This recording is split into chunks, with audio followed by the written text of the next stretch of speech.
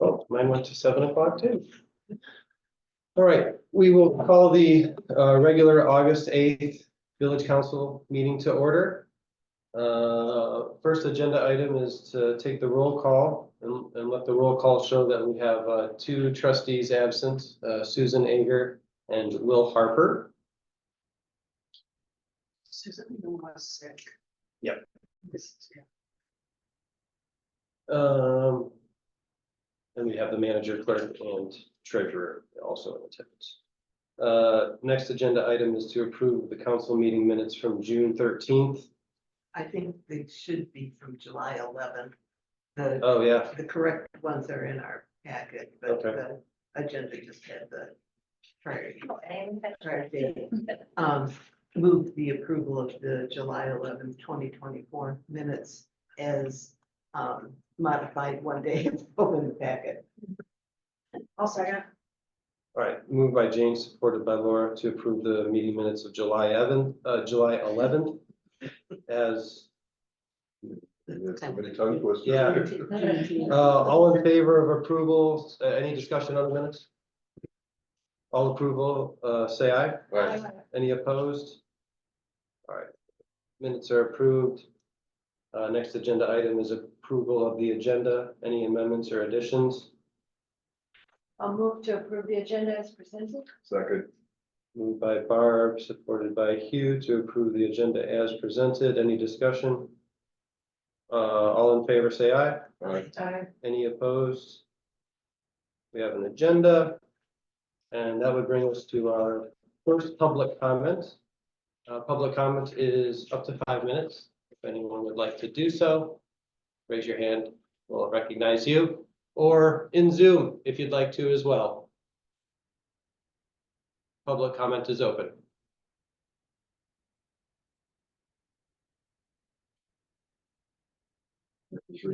No. Okay, seeing no takers in Zoom or public, we will move on to our correspondence. So I received a notification from the president of Leelanau Energy regarding an opportunity to upgrade the Tesla EV charging station that I forwarded to the village manager. Nice. All right. Anything else? Okay. Next up is our staff reports. First up is the clerk, Joni. I submitted my report. Treasurer and I did reconcile the month of July, which is a big one this month. We have fireworks and the marina is thriving. So anyways, I'd be happy to answer any questions. I did also put a written report in the Dropbox today, outlining. Yeah, I'm excited for the water study. Yeah, I am too. Yeah, the water study is. We had a meeting on that. So your suggestion of displaying the proceeds from the can collection, can and bottle collection and the trees. Would you like me to take that to the tree committee meeting later this month? Or you It was just gonna be something we would do here in the office. I think you might need to speak to the chair of the tree committee Yeah, to I get can do a that. full accounting. Oh, I have that. Okay, Mhm. Actually, he did provide me with the reconciliation and the book dating back to the beginning with all the receipts Perfect. and trips Hmm. and dates. So there is a lot of detail. And, I think that's the visual would be really yeah, nice for yeah, people. with trees planted, yeah. Mhm. So I did mention it in our conversation, but I could certainly follow up with that. Yeah. Anything else for the clerk? All right, thanks, Joni. And next up, we have our treasurer, Diana. Just in the middle of tax season, which is always fun, getting that receipted. And then just want to put a little plug in for the upcoming blood drive, September 27th, which will be down on the water, so. We'll get signs up around town about that, but. Anything else, like? Okay, anything? All right, thanks, Diana. Next up is DPW. Chris? Yeah, hey, hi, everybody. You have my report. If there's any questions, I'm glad to answer. I don't have a question, but I do, just for anybody, if they were confused, the demo of the hospital, again, you included it, but it doesn't really say that it isn't us doing it. So if there's public that's confused, it's the company is doing it and you guys are just overseeing it, just so nobody's confused. Yeah, yeah, ba- Yeah, you're not overseeing it, you're just doing and making sure you made sure there wasn't problems for the village. right. Yeah, I just don't kind want anyone to get confused if they read it, so. of, it's a private contractor. We're just keeping track of, basically the utilities, water and sewer. So, they seem to be on track. And is Rose, sorry, is Rose Street, it sounds like it's doing okay still right now?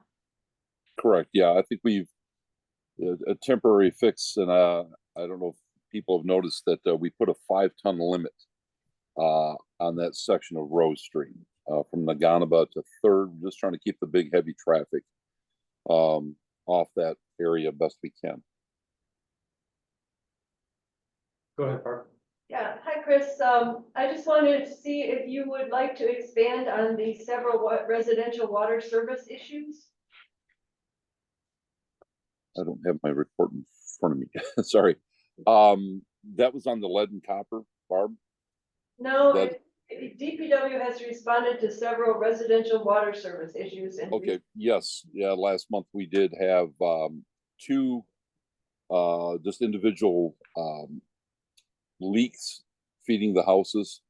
One was on West 3rd, one was at Mill and 6th Street, and those were taken care of by private contractors. We just go in, essentially help them identify the problem, turn the water off until it's repaired, make sure the repair is done correctly, and then get them back in service. So both of them were a very easy fix, actually. So we're very lucky. so the leaks were on the residential side, not the public service side. Correct. And the second question I had, will you be submitting a report for the lead and copper testing? That should be Joni. That should be in. If it come in it's a separate from the MOR. So there is, there's certain residents that we check every 3 years, and that all that information, I think that you can FOIA that.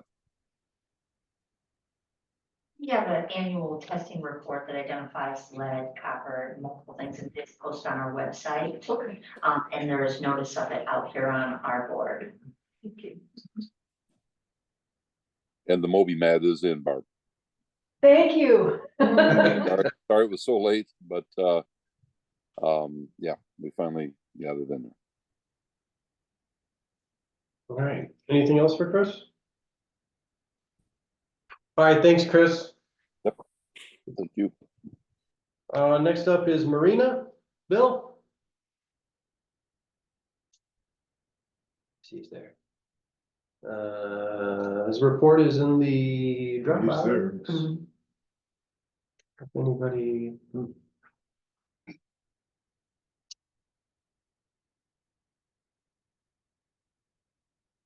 We did, at our waterfront meeting, have a little discussion on this. No doubt. Okay, I'm here.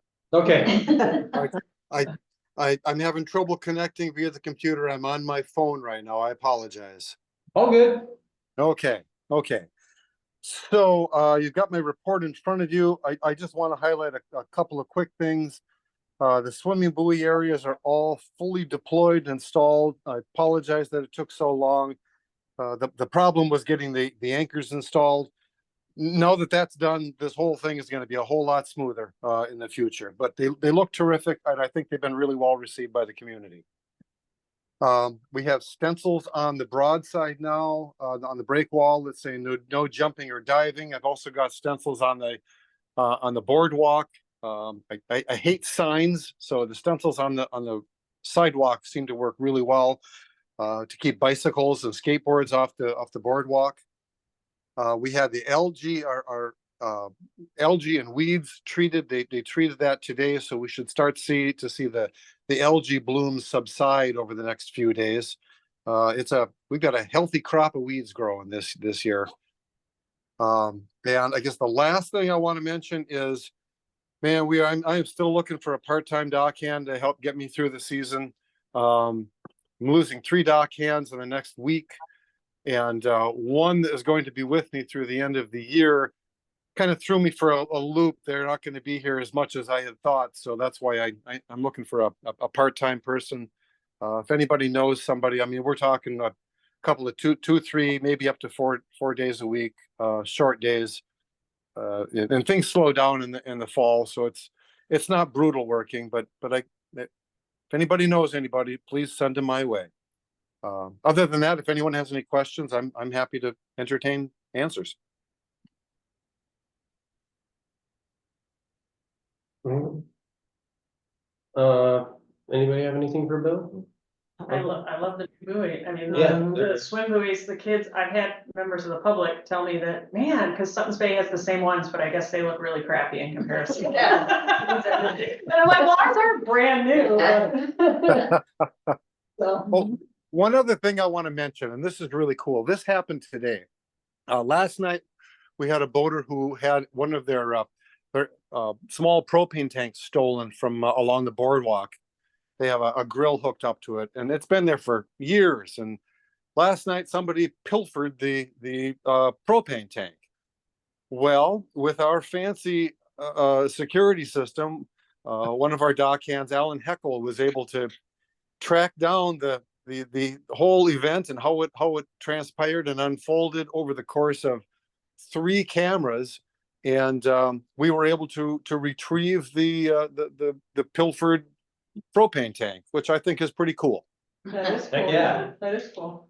Did we get the police involved, or Pardon, Hugh? did we get the police involved, or not? We did not. We simply retrieved the propane tank and called it good. Okay. Okay. Nice. You bet. I had a question. It's about something not on your report, but someone reached out about updating the marina wait list. The lists on the website indicate like a date of 4/26/23, and they were just Okay. when those would be updated. If those, Sure.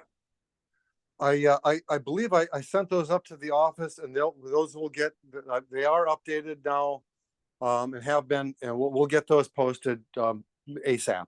Oh yeah, if what's on there is accurate, that's what I'll let those people know. I didn't know if maybe there was no change, there was no need to change Yep. anything, right? We will get those updated. Thank you. Okay, cool. Yep. Other than that, I think we're all set. Thanks, Bill. Thank you very much. Next up, village manager, zoning administrator. Yes, I've got a fairly lengthy written report for your consideration. I won't really go through any of those items in any detail. I do want to indicate again for the public that we do have a copy of the current draft of our capital improvement program included in today's meeting Dropbox. The intent with that was, again, tonight the village council is being asked to consider a process for the planning commission to review the CIP. But I wanted to put it out there so people could actually look at it, start reviewing it, see if there are things that they want to exclude, include, modify, whatever. And if there's anybody that has any input, in fact, I've already received one phone call today regarding that.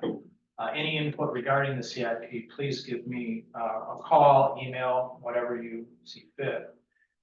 There are a couple of issues that have come up since I submitted my report on, I put it in the Dropbox on Monday. Couple things with respect to, we discovered today, we were contemplating installing bathrooms, as you know, one of the 2 to 4 stall bathroom units, probably in the village parking lot between NPG and New Bohemian. One thing we discovered today is in order to install that, we have to have both power and water. And we don't believe we have sufficient access for that to install one of those units. What I intend to do is to take the amount that was budgeted this year and implement those hopefully in fourth quarter of this budget year in May of 2025. That would be the current plan. Again, to talk about demolition of the hospital, I actually went up and walked the site today after they were done, probably inappropriately, but that's, and I thought it was good to see the substantial progress that they've made, but there's still a lot to be done. The garage and clinic building are completely down. I spoke today with the project manager and he expects the walls, all the exterior walls will be down by tomorrow. So you're going to see a lot more activity in terms of hauling in and out of the, basically hauling out the debris, and they'll be hauling in fill sand for the, probably for the next 2 or 3 weeks. The one thing that he did mention to me is they've actually had people driving through or trying to drive through the site. It's possible, feasible to go around their equipment has access to that beyond their gate. And there have actually been people that are driving into the site where they're actively working and then having nowhere to go. So we just, for the public, make sure that people understand that the right of way on remind me the name. High Street. The right of way on High Street was abandoned. That is no longer a right of way beyond the Child Center and up to the Highlands assisted living facility. So there shouldn't be any driving, and we discussed the possibility of installing some sort of permanent barrier once they have the building is completely down and it's grassed over, installing some sort of permanent barrier. We're still proceeding on trash pickup. It's likely it will be on fairly short notice. I've contacted a couple of, I've not been able to find any alternative that will do the pickup the way it has been done in the past. I spoke with a couple of other, with direct pickups in front of the front yards. I actually had one company, I don't want to name any of them publicly, but one company indicated that they would just not be able to do it. They don't have the facilities for the staff to do it. Another one indicated that they would likely charge pretty much exactly what the GFL was charging. We are able to get rollaway dumpsters though, but we still are going to have the issue of people needing to physically bring their trash to the site. I expect that we can still do that before Labor Day, but dealing with that issue is going to be a bit of a problem. So more on that to follow. Can I just interject that the Lions Club has volunteered to help transport trash from people who don't have a pickup truck or who are unable to move anything that they want to dispose of. Awesome. Good. That's great. And then a couple last 2 issues. Joni and I have been discussing things that we would potentially do to enhance the website. I even had a citizen come in today, ironically, and say he's trying to find the agenda, just couldn't figure out how to do it. And for somebody like myself, Joni, we deal with it every day. We I've done it multiple times, know how to do it very, very easily. To us, it's second nature. But I literally sat down and said, here's how you do it. There's where you go, and you click here, here, and here, and showed him how to get to the agenda. But we'll find a way to make it a little more, or a lot more user intuitive. I think that's the real key. Last item, I had a conversation with board members from New Community Vision. And they wanted to again confirm newspaper reports that the grant that they're partnering with the tribe was awarded. It's still a question of, there's a couple issues that need to happen still. It is a matching grant. They're gonna need to raise an additional $1.8 million. They're fairly confident that they can do that even by a September deadline. But that still needs to happen. And the one thing that they wanted to emphasize to the public is because there's been some discussion about, how they would be involved with the tribe and how the property would actually be used. There is a conditional grant that will come from the federal government that requires that there be a deed restriction regarding that property being used as a nature preserve. So this is not a situation where, outside of the area that has been potentially designated for attainable housing, which they're working with Peninsula Housing on that as part of the project. The areas that are environmentally sensitive will be maintained as a nature preserve. And they wanted to make sure that people were aware of that. So that's pretty much the report. If there's anything on the written report or what I've just indicated verbally, I'd be happy to answer any questions. I have a question that's not on the report. The STR committee, do we have any updates on what that's, you're like, thanks for asking. Yeah, thanks for asking. Yeah, I just didn't know if there was any further plans or what that was gonna be next up or not yet. I think, let's get through the summer and something soon enough. Anything else for Jim that we won't get into here in the next couple minutes? If not, we'll move on to our committee reports. Have infrastructure, Laura. Yes, and I actually do have a report, but I realized when I was driving here that I didn't actually email it. I emailed those other things and I forgot to email. I was doing it. Anyway, so I will send it to you so you guys can post it or whatever. But essentially in infrastructure, some of the things that we talked about this month that I wanted people to be aware of is the sidewalk maintenance and plans for improvements or dealing with areas that are in disrepair, which Diana and Chris and DPW know where those spots are. There are some in particular, right on Naganaba outside of Faro between Tom's and there. And that's what the spot that we were talking about specifically that then they're gonna work on getting some numbers and figuring out because that may actually be a bigger project than just grinding it down. So Chris was gonna be working on that to get that information together for our next meeting, I think.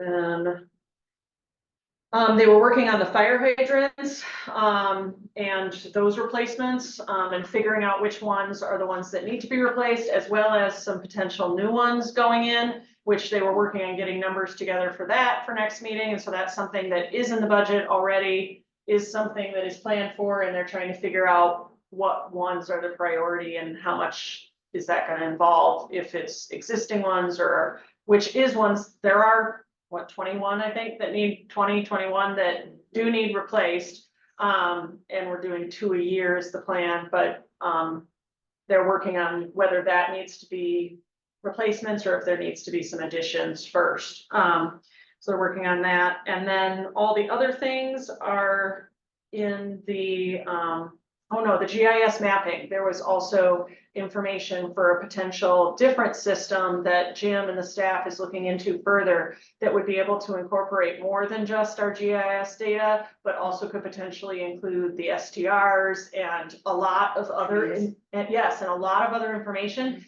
And the cost is incredibly low it's a yearly fee, but compared to what it costs to do this through other means. So because it almost seems too good, the staff is trying to find out more and see what else, and does it really work, and talk to some of the other communities that have signed on and used that program. It's called Silver Light or something. Something like. Anyway, lining. so that's another one, but everything else was in DPW or in Joni's third report, so. Yeah, with respect to that item, the real key is going to be whether or not we can directly download data into that program.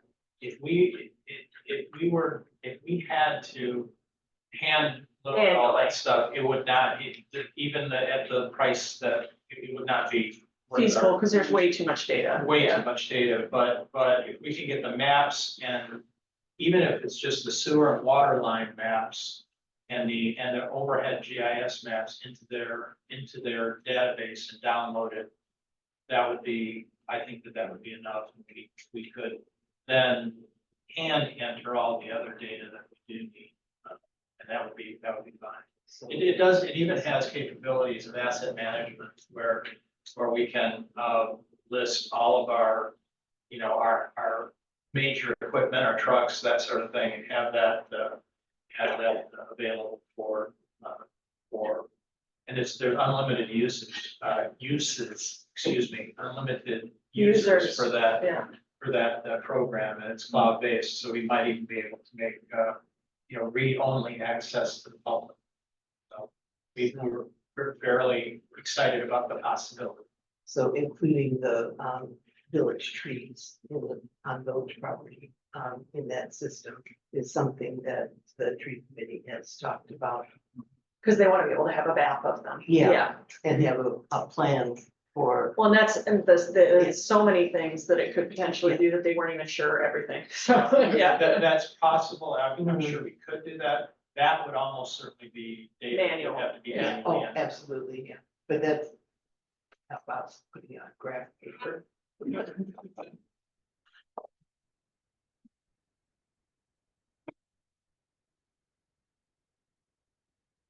I'm good. Okay. Yeah. All right, next up, finance? That's easy, we did not meet. So there's nothing to report. We are scheduled to meet next Wednesday, and I think we will have probably have some items to discuss next A week. couple things. All right. Planning commission? Planning commission did. Did not meet. All right. But we are meeting this month, so. Yeah. Okay. Yes, on the 21st, and we will have our newly appointed member able to Oh, attend. you, yeah. Okay, great. All right, that brings us to, agenda item 9, which is public hearing and possible subsequent action.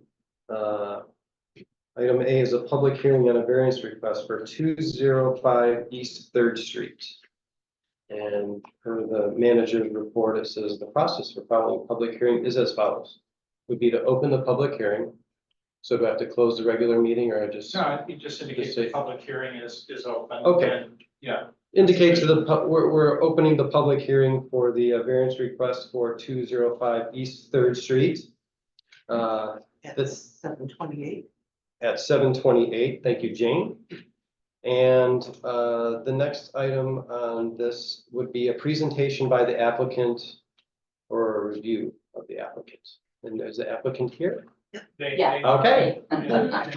Before they get started, I'll indicate that I prepared a fairly comprehensive staff report that discusses the variance request, and is indicated applicant is here. The request primarily requests a variance of 8-foot variance to permit a 12-foot setback on what would otherwise normally be a 20-foot setback on that property. What I emphasize in the report is this is a residential lot, only residential lot that actually fronts on Third Street. In that block, the property to the east fronts on the bay, and it has a substantial, currently what would be the frontage is substantially in excess of 20 feet. Property to the west fronts on Rose Street, and the actual side yard setback of that property, which kind of would be the equivalent of the front, if it fronted on Third Street, is actually about the same distance. It's about 12 feet. If you look at the overhead, that was in the, if I, see. I put this. Yeah, I think yeah, so. you can show the overhead. Mhm. That was So included we in have the, it. Yeah. Okay. included in the package, in the packet. But I just want to make it, again, briefly introduce it. I am recommending that you consider granting the variance and then let the applicant indicate, anything that they would like to for the record. Okay, so at this time, yeah, absolutely. So thank you for your time, and putting this on the agenda. This is Lynn Vaughn, the owner. I'm Sarah Bourgeois, I'm the architect. And, we love this house and it's fragile. So we want to expand it for Lynn to live here full time. But part of this house, I mean, part of this expansion is this existing covered porch, which is just non-conforming on this front street. So we're not making it worse. I mean, I shouldn't say that. We are expanding it, but we're not projecting it more into the setback. And we are removing sections that are even, I mean, I don't want to say worse in the setback. There's a deck, I'm gonna say, and I'm sure you know the house, but there is in the packet is this deck and railing, that's gonna come down, that's at grade or almost at grade, and clean up the front side, stabilize the house. And by expanding this and making a new corner for the porch, just helps the house overall. The stone is fragile and we want to preserve that tuck pointing and then match it as needed. And so we're asking to be able to expand this section of house. We're keeping the integrity, the architecture. We are going to change the color, but more or less that this house is going to be what it is today, but it's just a little more structurally sound and more enjoyable for the owner and her family. Thank you. And the one thing that I thought was particularly good with the way that they had designed this, in terms of the expansion of the front porch, they're actually expanding towards the bay. But they're really expanding within what is the current footprint of the house. Mhm. They're extending the porch to the east, Mhm. and it'll basically square off that front as a covered porch rather than a walled-in occupied space. And I thought that was a particularly good application of, using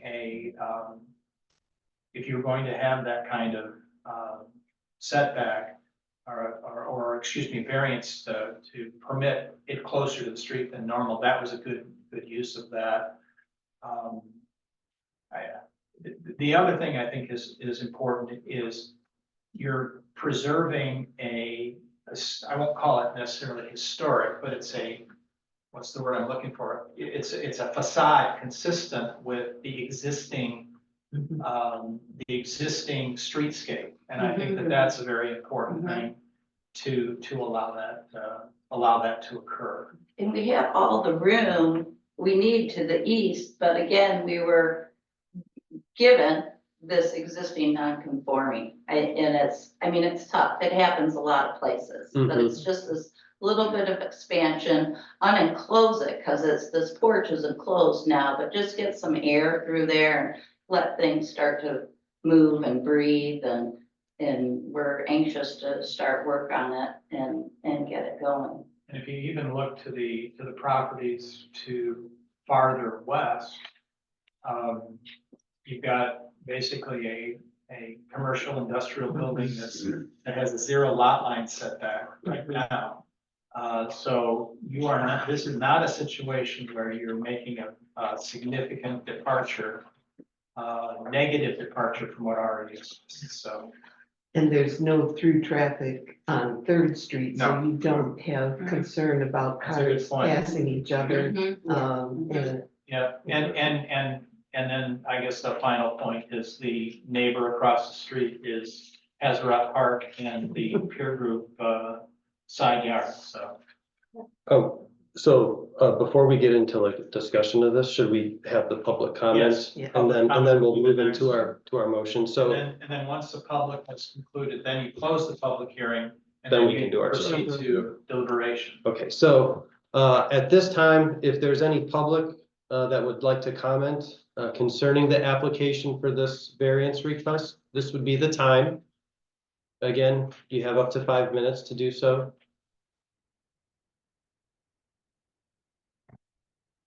But if nobody's gonna, you've made your comments, so we'll close the public comment concerning the application. At this time, we will close the public hearing on the zoning variance request for 205 East Third Street at 7:35.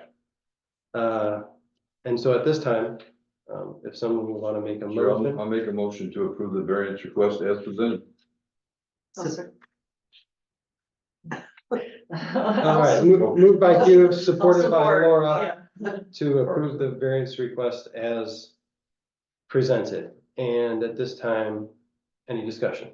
Can I ask a question about, it said in the application that the wraparound was gonna stabilize the house. Can you clarify that a little bit? Corners make things stronger.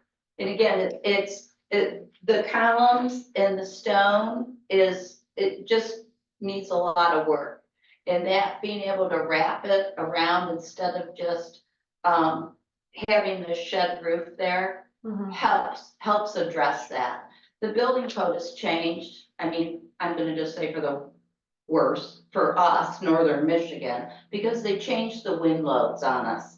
And now it's really hard to get, without use of steel, to get this required wind bracing and braced wall systems that we need to pass the code, I'll say.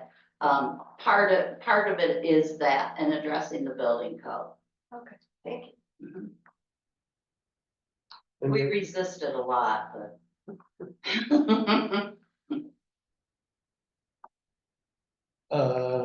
Anyone else? I didn't really have anything. I mean, I was, to Jim and the staff for Yeah. putting together the information. I mean, it made it really easy to work Thank through you. all the things, all the different criteria. I mean, rather than having the deliberation right here at the table, I think we were all able to form a pretty good opinion from what was presented, so thank Yeah. you. and it's a nice looking project. It makes it It easier. helps to start with a nice Yeah, Nice structure, yeah. Yeah. Yeah, that Sarah's helps a done a lot. great job helping figure out what to do next. It's not a bad view though either. No, no.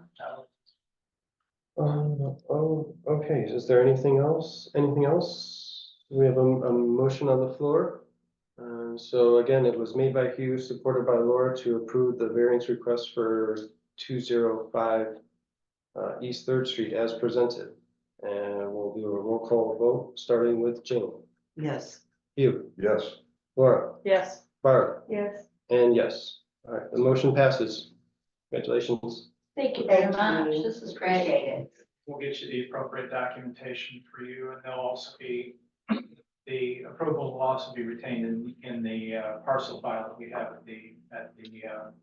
at the village in case there's ever a question in the future that has been Okay, permitted. great.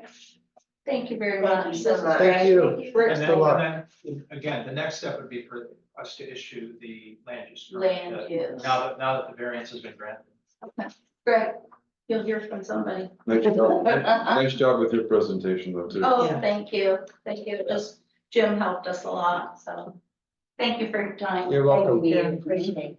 Welcome to Northport. Yeah. Thank you. Very excited. Okay, so that brings us to our discussion items, agenda items 10. A is discussion of draft village nuisance ordinance. And that was in the packet. I guess it sounded like you're looking for some feedback here now, or? Yeah, if you recall what I indicated in the report, this is basically an adaptation of the current township zoning ordinance, or excuse me, nuisance ordinance. which was amended in 2021 to include provisions regarding what I would characterize as light intrusion or pollution from adjoining properties. I've also added, make one suggestion that you talk about with respect to the noise ordinance, I think, or noise portion of the nuisance ordinance.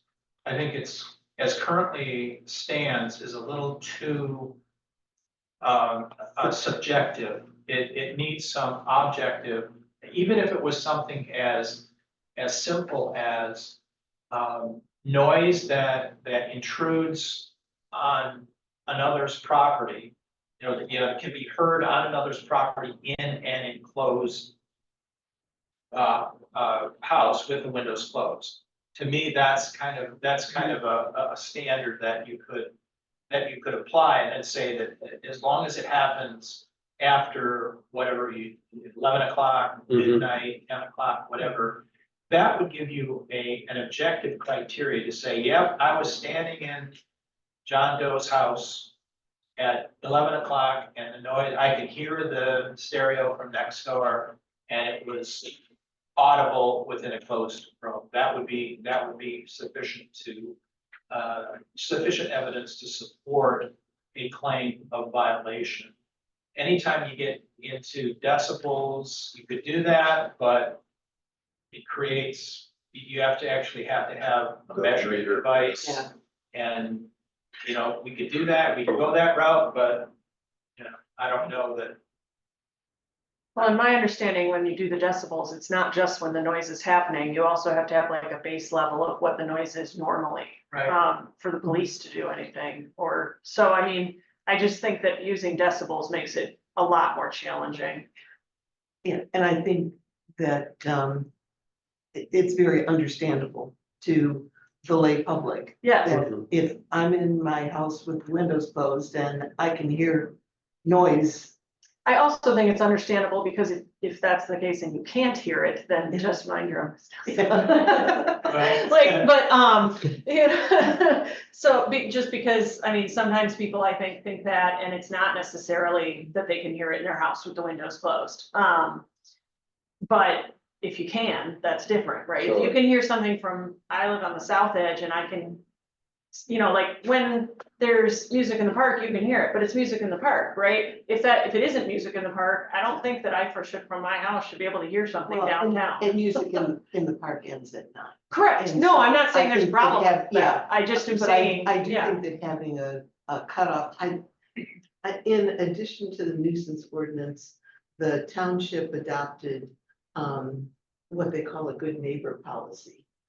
And I believe it only applies to short-term rentals. I don't think it applies to all the residences, but it does have a cutoff time for exterior kind of partying and noise. And I don't remember if it's 10 o'clock, but I think 10 is early, but 11. I think 10 is too early in the Yeah, summer. I I mean, especially because we have, it's still light out and we have businesses open and all these things. I mean, in the winter, that's a different story, but I don't know that it needs to change in the winter, because in the winter, nobody's gonna be probably doing that. You're not gonna have that problem. But to me, I would say like at least 11, if it's gonna be the entire village, just because of the fact that the downtown district is gonna still have things going on. And that's the other thing that I was going to mention. You could also define by, even though as I said in my report, I think a police power ordinance like this is better than tying it to the zoning, because your control is really mostly on the owner if you have a zoning ordinance, whereas a noise ordinance can apply to any occupant or even a non-occupant. It can be cars on the street, it can apply, that can apply to that. You might want to consider saying, if the noise is coming from the central business district, it doesn't count.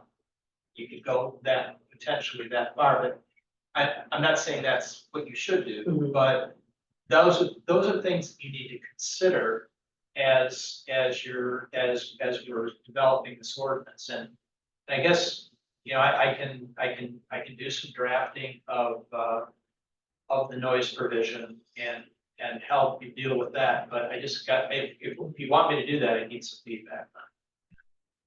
One consideration is the changes in the zoning ordinance are trying to encourage having residential above businesses in the downtown area. Yeah. So I would want to keep that in mind, that I wouldn't want to have,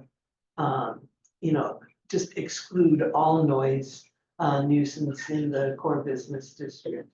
But I think if we're trying to encourage people to live there, then having an 11 I also o'clock. think, I mean, we have residences within the core district. I don't think that we should exclude the core district from the thing. I'm not saying that. I just think that because of the core district, we should be sure the timing doesn't. I really think that it should be included just because of the makeup of our community. I mean, like, it's not like people are far away from the core district. And again, the reason we made that exception for the houses is because there's 12 houses in the core district. So I mean, I just think it should still probably be included to me, I think. Yeah, sure. So, I agree. Or you could. I think it's- One thing you could consider, for example, on the weekend could be midnight, if it's emanating from the core district, would be a way to go. That'd just be a possible suggestion, because and you might even want to get some input from the business community, what is a reasonable time for them if they've got music, because today they have this really nice jazz happening at Minton. But I was sitting in my office, I'm a whole lot away from it, I could hear it loud and clear, but I was enjoying it as well, Yeah. so that's that, and it was obviously before 10 or 11, Right. 12 o'clock, so yeah. it would have been something that wouldn't have been a violation regardless, so. I mean, I know that Fingers Crossed is open past 11 and they have very loud music. But it is not during the week most of the time. Like right now, it's mostly just on Fridays and Saturdays. And then, and I mean, like I'm open past 11 on Tuesdays and Saturdays in the summer, but our noise you can't hear from, and I know because I've checked many times, you can't hear us past, but that doesn't mean that other people can't, but I don't, most of the businesses, but that doesn't mean that nobody ever would want to be open later, so I mean. So and what I'm hearing is a little bit of a consensus around 11 o'clock being the time when things should be quieter. But I also like the idea of maybe pulling the businesses and seeing, if that's going to be a huge. Yeah, because NPG does sometimes have live music and they open all their garage doors and everything when they do Yeah, that, so. they do, yeah. but if you really want people to live downtown, you gotta let them live. Yeah, and it's sleep. Yeah. You gotta be able to sleep, yeah. But I'll also say too, if you're gonna live downtown, you're gonna put up with something that you're not gonna put up with. And those sirens. Yeah. I was concerned that if you start singing to the music, are you a nuisance? Depends on. So, Yeah. so the other thing to think about, I think, it might not be partying noise, it could be animals. Whether somebody has a rooster in the morning or they have Or barking dog. or barking dogs, That- which could be, let's say if you have an infant and you have a dog barking the next door, nobody's getting sleep. So, The rooster thing, a village resident actually did reach out, because one of their neighbors between here and let's say the fire hall has a rooster and they wondered if the village had anything, which we don't.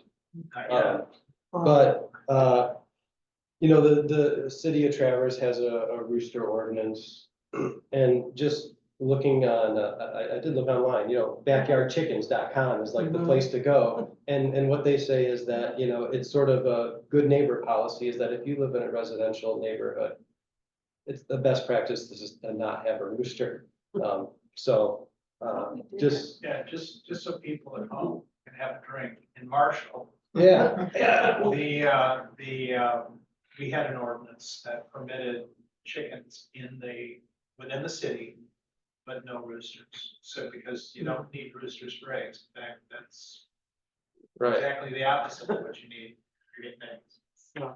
I do think if you have chickens, you can end up with roosters by Yeah. accident. Yeah. So obviously, Sure. there's gonna be a period where that could happen anyway. And but, we, yeah. we do have an ordinance that That's good. deals with animals, but it's not very specific. Yeah, I was And gonna it's say, I was just if pretty sure they, that we do, You but, know, if they pose a health hazard. or I think something also like there that. is a number of how many chickens you can have. I don't think Not we in do. our We, ordinance. our thing is just the Farm Act. It doesn't, like the Traverse City one, there's others that say limit to, Yeah. 4 chickens and no roosters, or 6, depending on maybe lot sizes and stuff like that. But it was just, they just reached out a couple weeks ago and saw that this was on the agenda. Have you- And I actually did I talk to searched Joan. the yesterday. document. Yeah, okay. Yeah. Have we talked to the owners that have the chickens? Cause I mean, I have. in my experience, nobody likes roosters, including the people who have them. Like, I wonder if they don't wanna have the rooster anymore. Anyway, Yeah, if we add one, Well- it's a common sense thing, and most people, if you're doing small, I've had lots of chickens, and most people that I know, they don't want the roosters. Like, if they have them, it's just because they accidentally get them. Sure. And then it's a matter of getting rid of them. But the question is, should they be part of the noise? And well, probably, animals can, whatever animal. The way it's described right now, it's like any noises that are Yeah. bothersome, right? Which kind of would encompass a rooster. It would, it potentially would encompass it, but if you really wanted to regulate something like chickens, I think you needed a separate ordinance for that. For It's- farm animals. Yeah. I really do. So. But it would still encompass, something like a rooster that was bothering. mhm. I can hear it crowing from the clubhouse. Yeah. Not inside the clubhouse, but when I'm parking carts in the morning, I can, okay. Unbelievable. I think Barb had summarized that we were coming to a consensus on, asking Jim to draft, Yeah, a noise portion of the nuisance ordinance that would include, a quiet cutoff time. Maybe start with 11 and discuss it with the, downtown business owners and see if they push back a lot on that. Well, you could have it from 11 to 7 in the morning, or Yeah, mhm, something like yeah, that. yeah, So that, like that. and our, like a and quiet our old hours. condominiums in Yeah. Glen Arbor, it was, the quiet time was 11 to 7. Okay, that's a good start. Okay. We can do it that way then. Right, so, except for snowplows. yeah, well, no, we need those. Okay, all right, so Jim, manager's got some direction on that.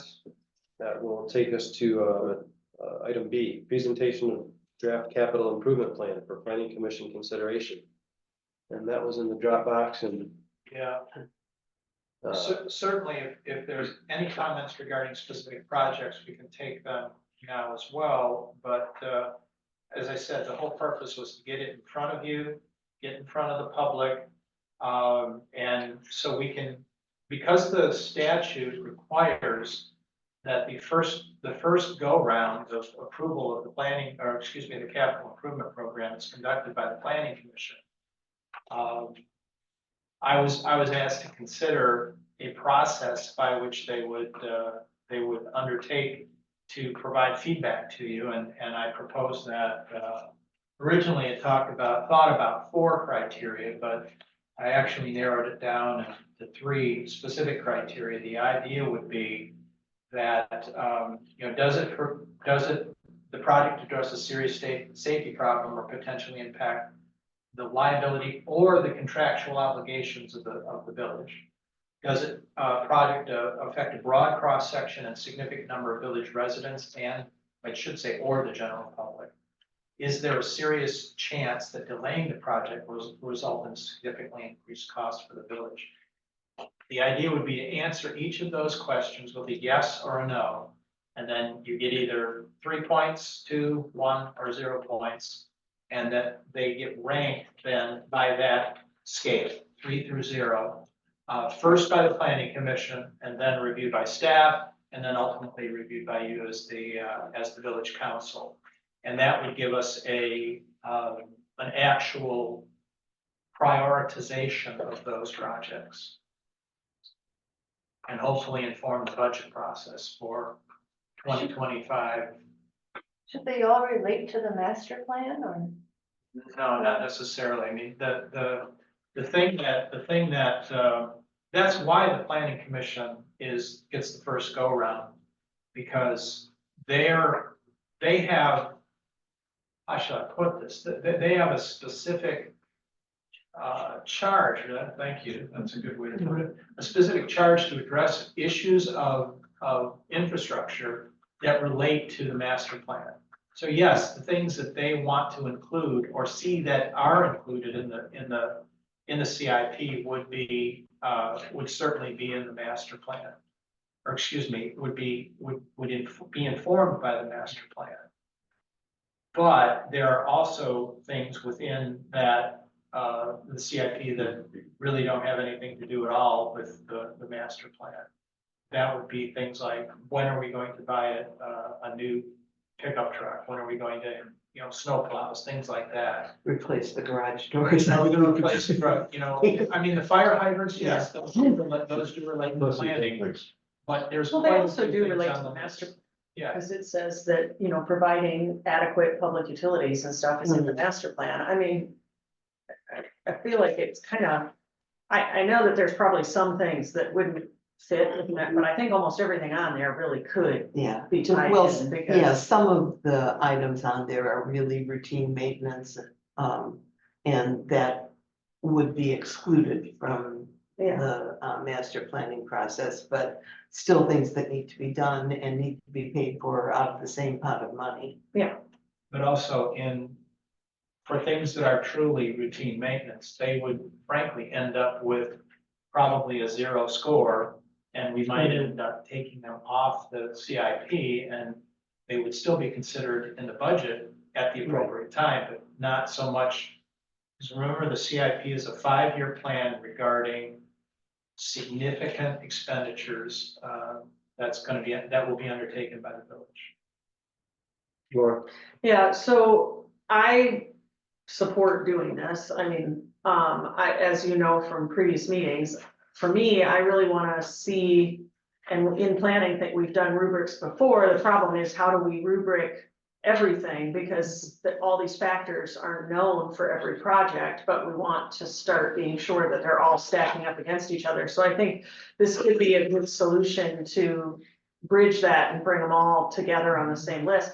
I also think, to me, my understanding of what you're explaining is that just because it didn't get 3 points doesn't mean it couldn't happen either. It's just a way so that when we're budgeting, we know what the top priority projects are for looking at it. But if there's something else on there that really people find that we need to address, or it's because there's a grant, then all this, that they're on the list because they could be done, but it helps us prioritize. So it's not just, well, I really like this project and I really want to see it happen, so we're gonna put it in the budget this year. Versus like, well, these are the reasons why, so that it's not just personal preferences. So, And that kind of brings me to what the 4th criteria was going to be. And that is, can it be funded in this current budget year?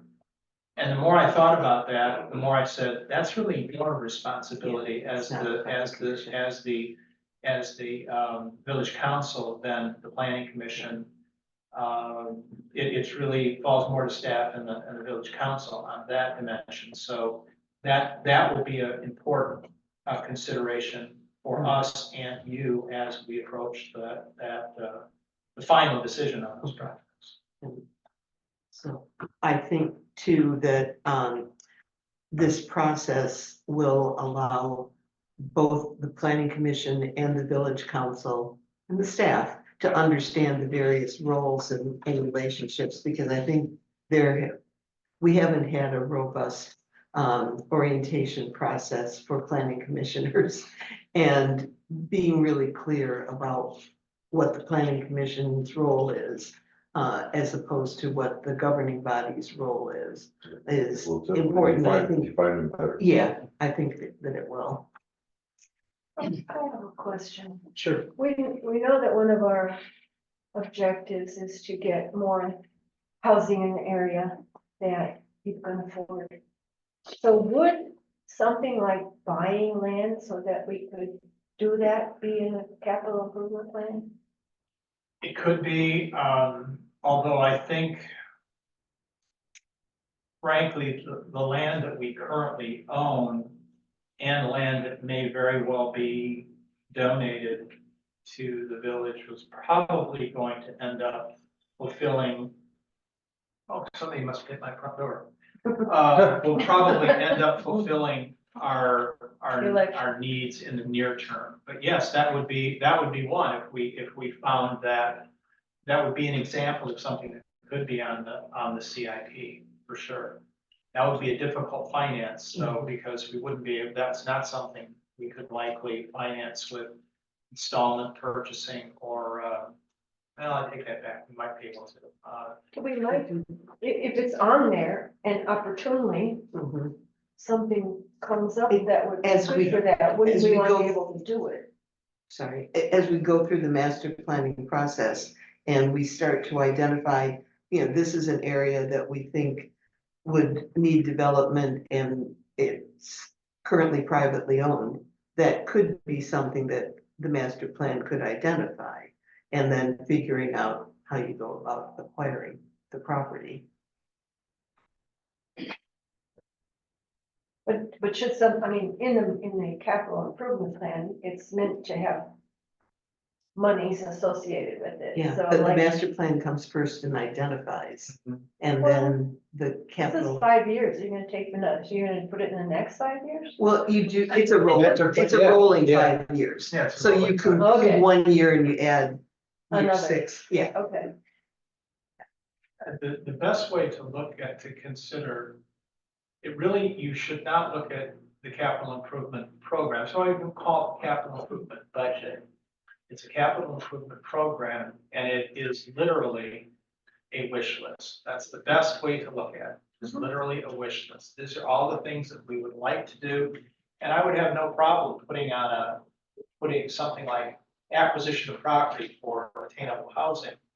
Problem with that, it would be very difficult to quantify that.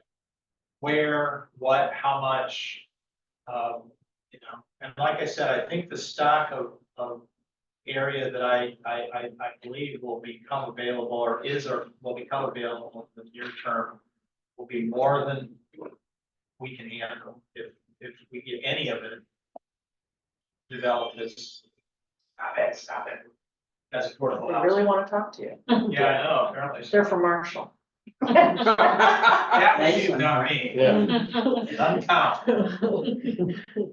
yeah, go ahead. I absolutely agree with Barb that I would love to see it on the list, even if it's not something we can fully quantify, because I think there's a lot of things on the list already that we can't quantify. There's the community garden that doesn't have a location, that has a ton of information about it and things that we would love to do, but isn't something we're doing, but is something that if the opportunity arises or the right pieces come together, we can, because it's on the list. We already have some discussion and information about it.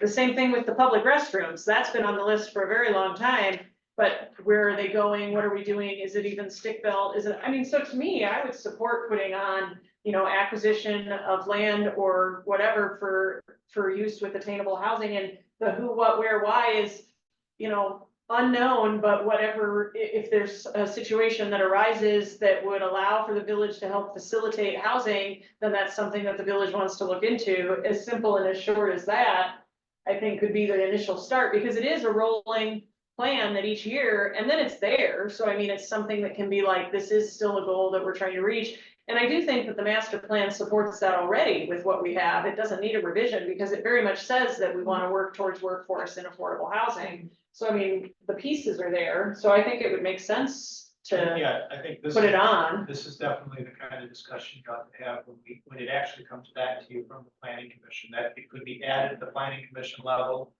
or you could add it yourself if it doesn't appear there after their review, so.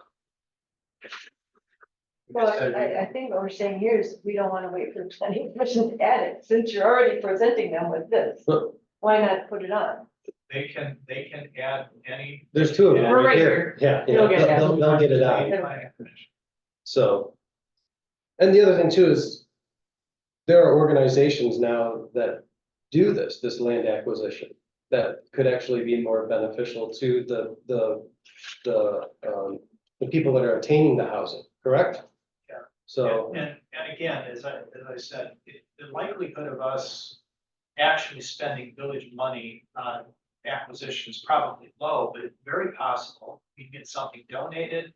Or we're asked to be the fiduciary of a development that we may not actually own the property, but we would be the fiduciary of the development. So there's a lot of potential for that. And we could include it or not at your option. okay. Anything else? I could certainly, as the ex officio member of the planning commission, relay this discussion to the planning commission when we meet later this month. Okay.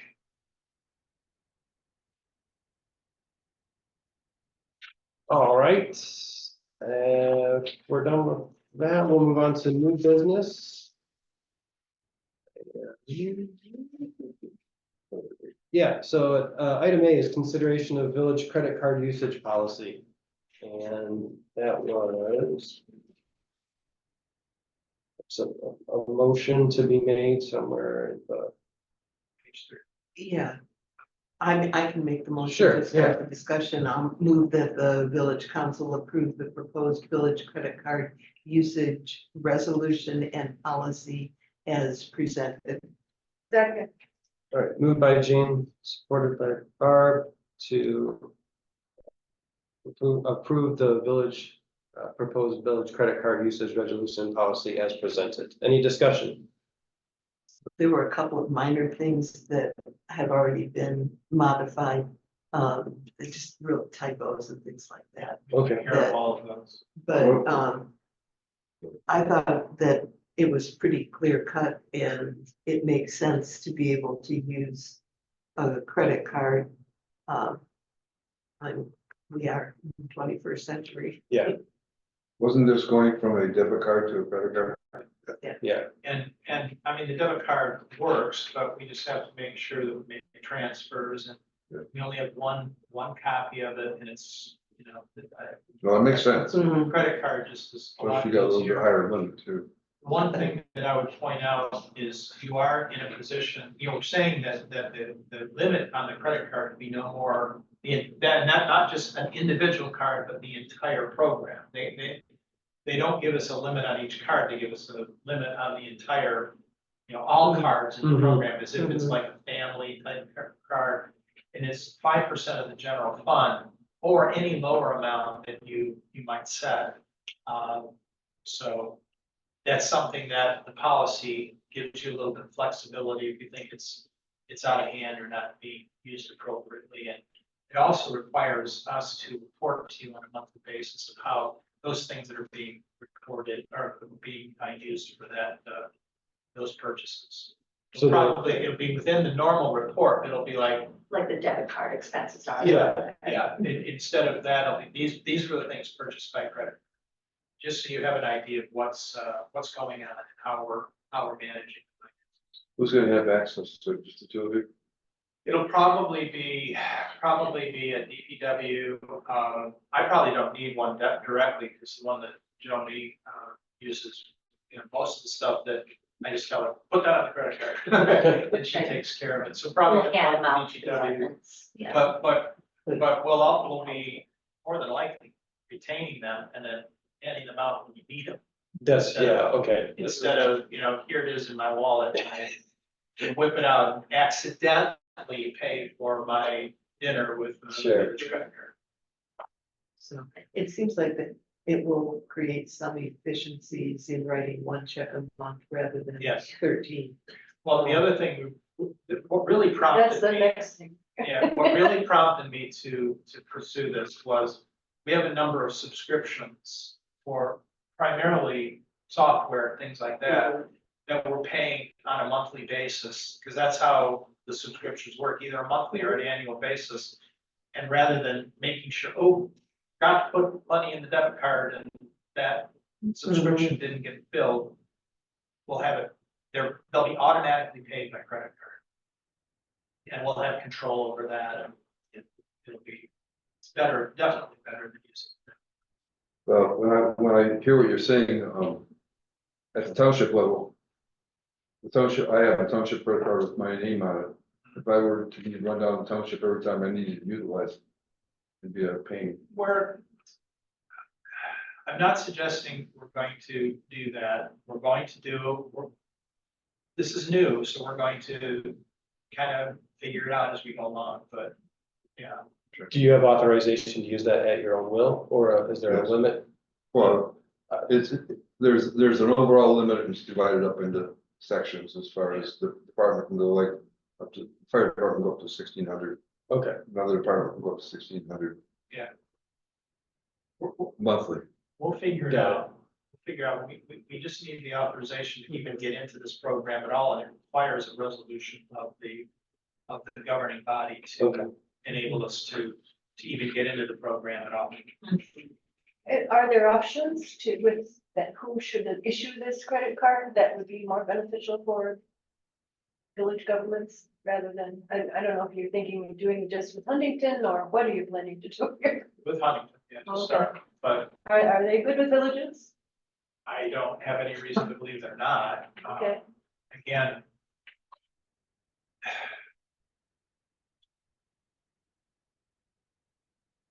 It's really the credit limit, because this is not something we're gonna maintain a credit card balance. Correct. So it's not like, we're not getting the best interest rate, we're gonna be paying it off, every month, so that really won't matter.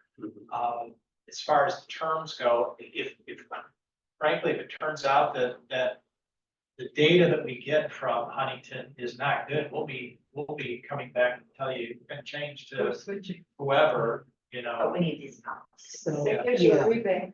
Yeah, well, I was just going to say that there may be cash back or rewards and things that. Yeah, those are Those are usually, complex for too. these kind of, those usually, Don't they apply.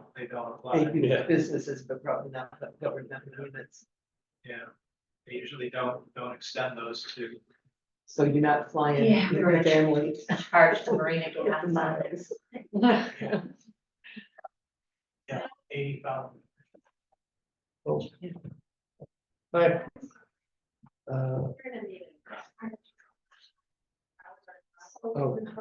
Okay, yeah, so the motion on the floor was made by Jane, supported by Barb, to approve the proposed village credit card uses resolution and policy as presented. And roll call? No, okay. All in favor of approving, say aye. Aye. Any opposed, nays? All right, the motion is approved. Next item is consideration of the village ACH electronic transaction policy. The policy that we're proposing is, the ACH is, we have a lot of things that we do, not through credit cards, but we have, a direct ACH transfer that's made on a regular basis. And the idea is that Joni and I together can initiate that kind of a contract. She will initiate the transfers, I'll approve them, which is pretty much what we do right now, but we're formalizing this into a policy. And the main reason we're doing these things is because these policies are the things that the auditors are gonna look at and say, are you doing what you have been directed to do? Okay. So this is, to be honest, we're doing this already in a non-policy directed way. Yeah, in practice, that's what you're already doing. It's just that putting it on paper so that there's, to show what you're doing. Yeah. So I'll move Northport Village Council approve the proposed village ACH electronic transfer policy as presented, and further authorize the village clerk and village manager to enter into ACH agreements as necessary. Support. All right, moved by Barb, supported by Jane, to approve the village ACH electronic transfer policy as presented. And any further discussion? Okay, all in favor of approval, say aye. Aye. Any opposed, nays? The motion carries. And new business C, consideration of village capital improvement evaluation process. Read the motion. Yeah, I move that the Northport Village Council refer the draft capital improvement program to the Village Planning Commission for consideration and comment, which shall include at a minimum the 3-point evaluation criteria process as presented. Second. all right. Motion was made by Laura, supported by Jane to approve to refer the draft capital improvement program to the Village Planning Commission for consideration and comment, which shall include at a minimum the 3-point evaluation criteria process as presented. Any discussion? I think we had most of that earlier. Yep. Okay, so all in favor of approval, say aye. Aye. Any opposed? All right, the motion carries. Excellent, and that brings us to our payment of the bills. Bill sheet was included here. I like this one. Never. So elegantly. So, I move we approve payment of the bills in the amount of $224,244.65 when funds become available, if they haven't already been paid. Second, Moved by Jane, supported by Barb to pay the bills in the amount of $224,244.65. Yeah, whoa, palindrome almost. Any discussion? Yeah, I have a couple of questions. go ahead, Barb. Yeah, I just had a couple of questions about new lock on the marina for $1,125. Yeah, so code, they're expensive, the locksmith has to replace them, they're a special code type lock. It's on the, actually, this went on the, Voters' laundry room. Oh. Yeah, Okay. and Bill said, had I known, but he's been selling a lot of laundry, because they charge to use the laundry services for the marina boaters. I've been seeing a lot of charges, so he's trying to make that money back. Oh, good. Yeah. So the second one I wanted to question was the $263, because the owner wanted money for You NL2. know, when I put it on there, I knew you were going to have some question about that. As I added it, I thought, Bart, Say what? probably didn't say this. We did have an owner, come in and they had made their payment, and this happens a lot.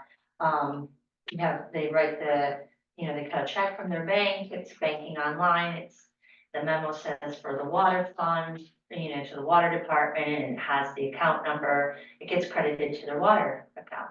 And, when they came in, they were like, wait, I hit the wrong, online Oh, box, and it needed to go towards the sewer, because their water had already been paid, so. That actually happens So it's like a more. credit sitting there. Yeah, so I had to transfer it out of the water fund, and so I had to show that on the spreadsheet. And the third one was credit card and bank fees in the amount of $6,000 and change. Yeah, the marina, for the month of July, primarily, the state of Michigan oversees the Camas website, and we have fees.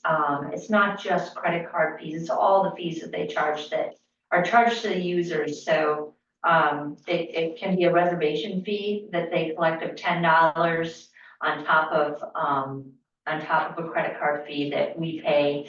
And so, I always divide it out of the revenue, so we have our gross, and then we have all the fees. It's labeled credit card fees, but it's also, there's other fees that Camas collects during the month that we charge for on their behalf. And then we have to pay to them. Yeah. Yeah, they take it out of the money they give, so we never see it, but No, it's yeah. definitely collected. It's a accounting pass. All right, anything else? All right, again, the motion was made by James, supported by Barb to pay the bills in the amount of $224,244.65. Roll call vote, starting with Barb, Yes. Laura, Yes. Hugh, Yes. Jane, Yes. and yes. All right, the bills are paid. That brings us to our second public comment. If anyone in public would like to make a public comment, you may do so. Unmute yourself, I'll identify you and you can go for 5 minutes. If you'd like.